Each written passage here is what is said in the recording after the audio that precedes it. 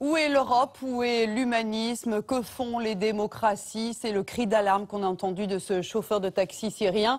Alors que peut faire l'Occident? On en parle avec nos invités sur le plateau du Monde en face. Randa Kassis, bonsoir. Bonsoir. Vous êtes syrienne, journaliste, et vous avez fondé le mouvement de la société pluraliste. Vous nous direz ce que vous attendez aujourd'hui de la communauté internationale. Jean-Paul Chagnolot, bonsoir. Bonsoir. Vous êtes professeur d'université, vous êtes directeur de l'Institut de recherche et d'études sur la Méditerranée et le Moyen-Orient.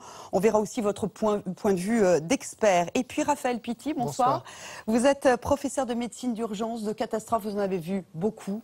Et vous revenez de Syrie. Ma première question, est-ce que, de votre expérience, c'est la chose la plus terrible que vous ayez vue? Oui, certainement. Oui, certainement. Ça fait maintenant plus de 28 ans que je fais ce métier. Et partout où je suis passé, jamais je n'ai vu ce que je vois encore aujourd'hui en Syrie. Et qu'est-ce que vous avez vu et qu'est-ce que vous venez de voir puisque vous revenez à peine de Syrie?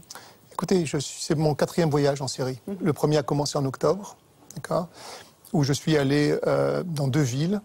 Ce qui m'avait poussé, c'était le fait que mes collègues syriens étaient assassinés parce qu'ils faisaient leur métier et que les hôpitaux étaient bombardés. Donc vous y êtes allé en tant que médecin pour une ONG syrienne? C'est ça, tout à fait. J'ai travaillé dans 2 hôpitaux. Le premier hôpital se trouvait à Dana, c'est-à-dire à 40 km à l'ouest d'Alep. Et puis, il a été bombardé au 3e jour. Et nous avons été obligés d'évacuer nos blessés et de partir. Et nous sommes partis sur une autre ville qui est au nord-est d'Alep, à 40 km aussi, qui est la ville de El Bab, où l'hôpital avait déjà été détruit. Nous avons travaillé dans un hôpital clandestin. J'y suis resté jusqu'au 6 octobre. Le 17, cet hôpital était entièrement détruit. Entièrement détruit.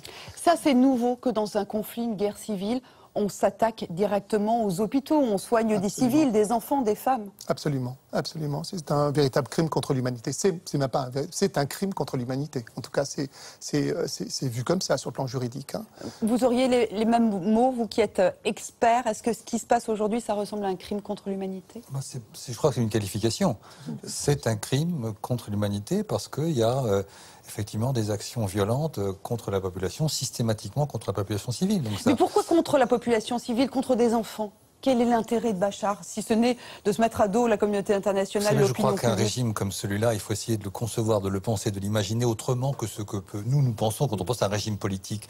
Nous avons affaire à un régime dont le seul mot-clé, finalement, c'est la domination. Il ne pense pas autrement et en d'autres termes que la domination. Et dès lors qu'il y a une résistance qui s'organise, eh bien, il faut l'écraser. Un point à la ligne. Et quand on voit ce qui s'est passé, ce qui vient d'être appelé sur les hôpitaux, sur les villes qui sont démolies, il faut bien comprendre que c'est un régime qui a cette idée d'écraser complètement. Qu'importe si son pays est dans cet état, l'important c'est de gagner, d'autant plus que